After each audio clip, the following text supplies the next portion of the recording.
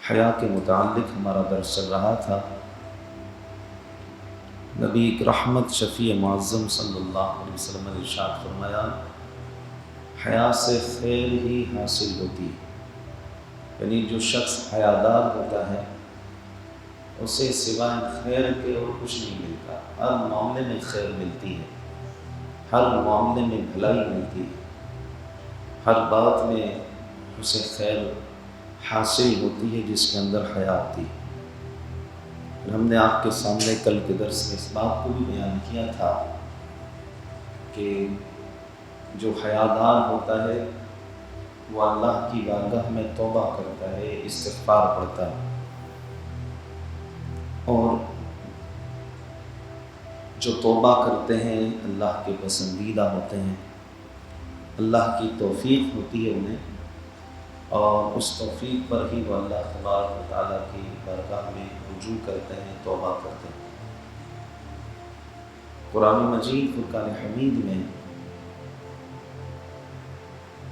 اللہ تبارک و تعالیٰ نے توبہ کرنے والوں کی شان کو بیان فرمایا اور ارشاد فرمایا، یا ایھا الذین آمنوا توبوا الی اللہ توبۃ نصوحا، اے ایمان والو اللہ سے ایسی توبہ کرو جو توبۃ نصوح ہو۔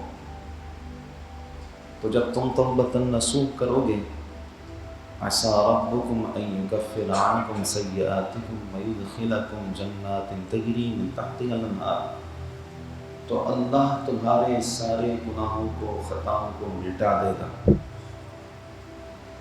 اور تمہیں ایسی جنتوں میں داخل کر دے گا جس کے نیچے نہریں رواں دواں ہیں، یعنی جنت میں داخلہ نصیب ہو جائے گا۔ تو توبہ اللہ تبارک و تعالیٰ کو بہت پسند ہے، خاص طور پر جو جوانی کی توبہ ہے وہ اللہ تبارک و تعالیٰ کی بارگاہ میں بہت پسند ہے۔ ایک واقعہ بیان کیا جاتا ہے جس کو الروض الفائق میں بھی بیان کیا گیا کہ جب کوئی نوجوان اپنے مالک کی بارگاہ میں حاضر ہوتا ہے، اللہ تبارک و تعالیٰ کی بارگاہ میں حاضر ہوتا ہے اور اس کی بارگاہ میں حاضر ہو کر توبہ کرتا ہے، نوجوان توبہ کرتا ہے، تو فرمایا فرشتے ایک دوسرے کو مبارکباد اور خوشخبریاں دیتے ہیں۔ جب ایک نوجوان اپنے گناہوں سے رجوع کرتا ہے، توبہ کرتا ہے، تو فرشتے ایک دوسرے کو خوشخبریاں دیتے ہیں۔ تو دوسرے فرشتے پوچھتے ہیں کس بات کی خوشخبری دے رہے ہو؟ تو فرشتے کہتے ہیں کہ ایک نوجوان نے خواب غفلت سے بیدار ہو کر اپنے رب کی بارگاہ میں توبہ کر لی ہے۔ توبہ کا مطلب یہ ہے کہ انسان جس خواب غفلت میں سو رہا ہے اس سے اٹھ جائے اور اللہ کی بارگاہ میں رجوع کرے، توبہ کرے۔ پھر ایک اعلان کرنے والا اعلان کرتا ہے کہ اس نوجوان کی توبہ کے استقبال میں جنت کو سجا ہے۔ کس نوجوان کی؟ جس نے توبہ کی، جس نے اپنے گناہوں سے رجوع کیا ہے۔ یہی ایک حیادار مسلمان کی پہچان ہے کہ وہ اپنے گناہوں سے توبہ کرتا ہے، اللہ کے حضور روتا ہے، رجوع کرتا ہے۔ اور بخاری شریف کے الفاظ ہیں کہ جب بندہ تنہائی میں بیٹھتا ہے اور اپنے گناہوں کو یاد کرتا ہے، اپنے رب کو یاد کرتا ہے، وفاضت عیناہ، فرمایا اس یاد میں، اس تصور میں اس کی آنکھیں بھیگ جاتی ہیں۔ فرمایا اس کا قطرہ بعد میں زمین پر گرتا ہے، اللہ تعالیٰ اس کی مغفرت پہلے فرما دیتا ہے۔ اسی طرح تو جو نوجوان کی توبہ ہے یہ اللہ تعالیٰ کو بہت پسند ہے۔ حضرت سیدنا انس بن مالک رضی اللہ تعالیٰ عنہ سے مروی ہے، رسول اللہ صلی اللہ تعالیٰ علیہ وسلم نے فرمایا، اللہ تعالیٰ فرماتا ہے، یعنی یہ حدیث قدسی ہے جو آپ کے سامنے بیان کی جا رہی ہے۔ فرمایا، اے ابن آدم، جب تو مجھ سے دعا مانگے اور مجھ سے آس لگائے مجھ سے دعا مانگے اور مجھ سے آس لگائے تو میں تجھے تیرے عیوب کے باوجود بخشتا رہوں گا۔ مجھ سے دعا مانگے اور مجھ سے آس لگائے تو میں تجھے تیرے عیوب کے باوجود بخشتا رہوں گا، اور میں بے پرواہ ہوں۔ مطلب اگر کسی نے اللہ سے توبہ نہ کی تو اللہ کو کسی کی توبہ کی ضرورت نہیں ہے۔ بندہ نے توبہ کرنی ہے، اللہ کی بارگاہ میں رجوع کرنا ہے، تو فرمایا کہ مجھ سے آس لگائے اور مجھ سے دعا مانگے تو میں تجھے تیرے عیوب کے باوجود بخشتا رہوں گا، اور میں بے پرواہ ہوں۔ اور اے ابن آدم، اگر تیرے گناہ آسمان کی بلندی کو پہنچ جائیں، یعنی اتنے گناہ کر دیے کہ تو نے زمین سے لے کر آسمان تک کو بھر دیا، فرمایا پھر تو مجھ سے معافی مانگنے کے لیے حاضر ہو تو تب بھی میں تیرے گناہوں کو معاف کر دوں گا۔ اللہ اکبر۔ پھر فرمایا اے مجھے کوئی پرواہ نہیں، اس کے باوجود اللہ تعالیٰ نے کیا فرمایا کہ مجھے کوئی پرواہ نہیں، اے اولاد آدم، اگر تو زمین کو خطاؤں سے بھر دے پھر مجھ سے اس حال میں ملے کہ کسی کو میرا شریک نہ کیا ہو تو پھر بھی میں تیری بخشش کر دوں گا۔ اور پھر اللہ تعالیٰ بخشنے والا، گناہوں کو بخشنے والا، عیبوں کو چھپانے والا ہے۔ یعنی اللہ تبارک و تعالیٰ کی بارگاہ میں بندہ رجوع کرے اپنی شرمندگی والی زندگی سے، اپنی پریشانی والی زندگی سے، اپنی نافرمانیوں والی زندگی سے رجوع کرے، توبہ کرے اللہ کی۔ توبہ کا ایک معنی رجوع کرنا بھی ہے، لوٹنا بھی ہے، اللہ کی بارگاہ میں لوٹنا۔ تو اسی بات کو یہاں بیان فرمایا، ان اللہ لا یغفر ان یشرک بہ۔ آخر میں اللہ تعالیٰ نے فرمایا نا کہ شرک کے علاوہ اگر تو نے کوئی بھی گناہ کیا ہے تو تیری بخشش ہو جائے گی۔ اور اللہ تعالیٰ نے ارشاد فرمایا ان اللہ لا یغفر ان یشرک بہ، بے شک اللہ اسے نہیں بخشتا کہ اس کے ساتھ کفر کیا جائے، شرک کیا جائے۔ کفر کے علاوہ، شرک کے علاوہ ہر گناہ اللہ تبارک تعالیٰ معاف فرمائے گا سوائے شرک کے، کفر کے۔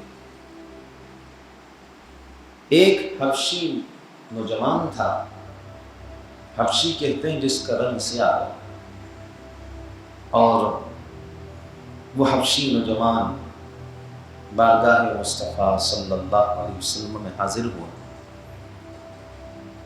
اور عرض کی یا رسول اللہ صلی اللہ علیہ وسلم،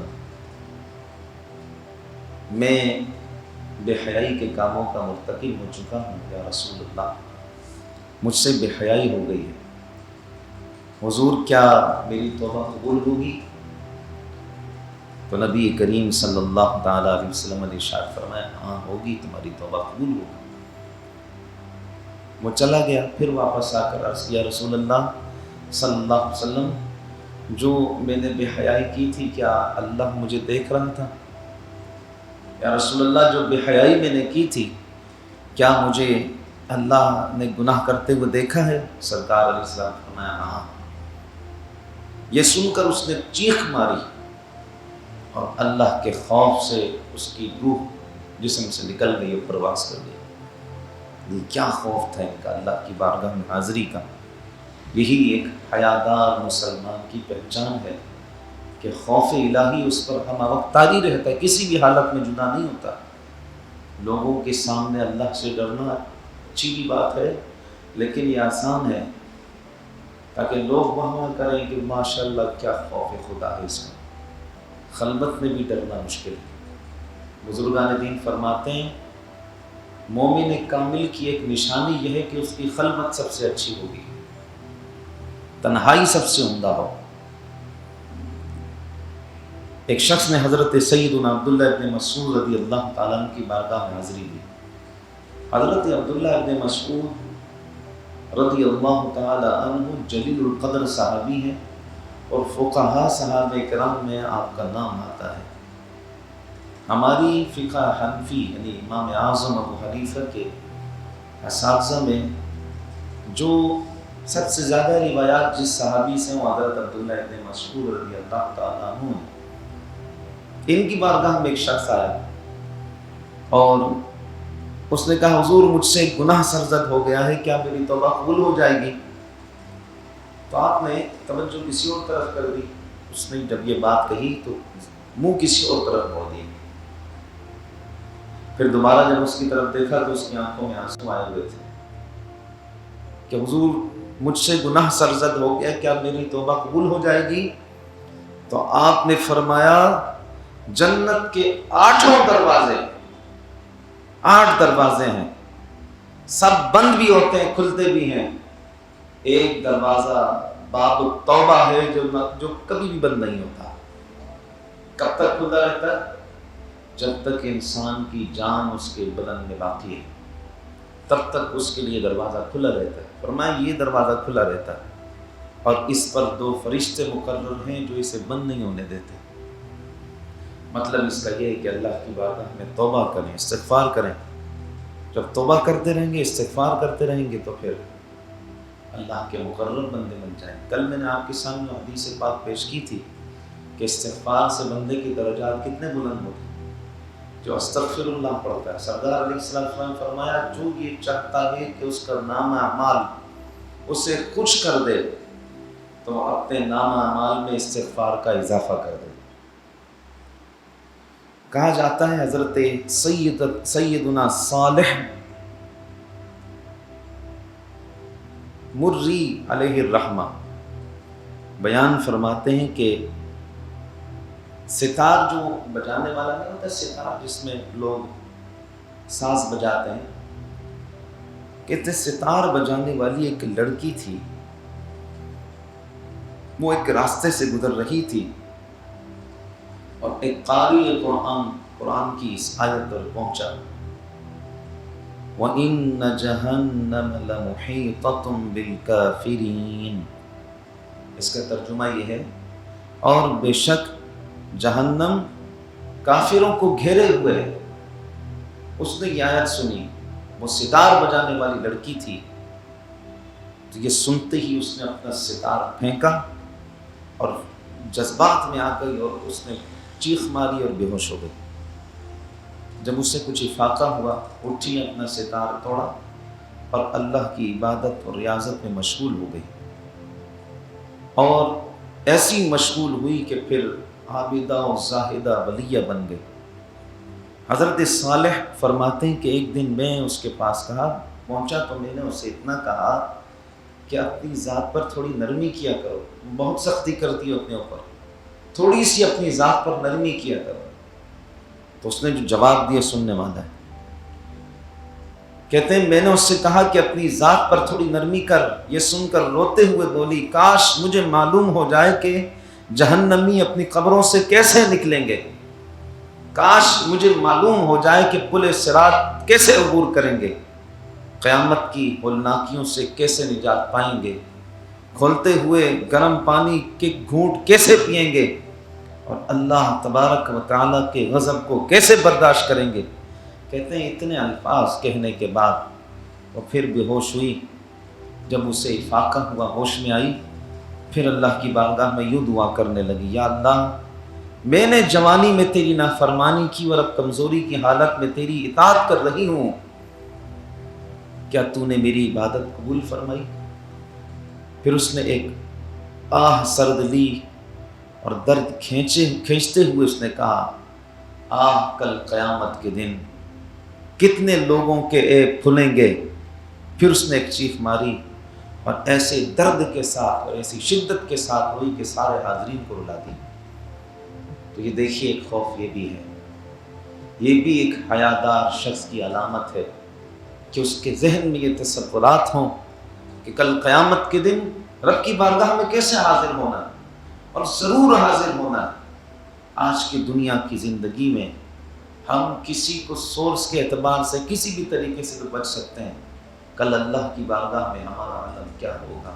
اللہ کریم ہمیں عمل کی توفیق عطا فرمائے، آمین.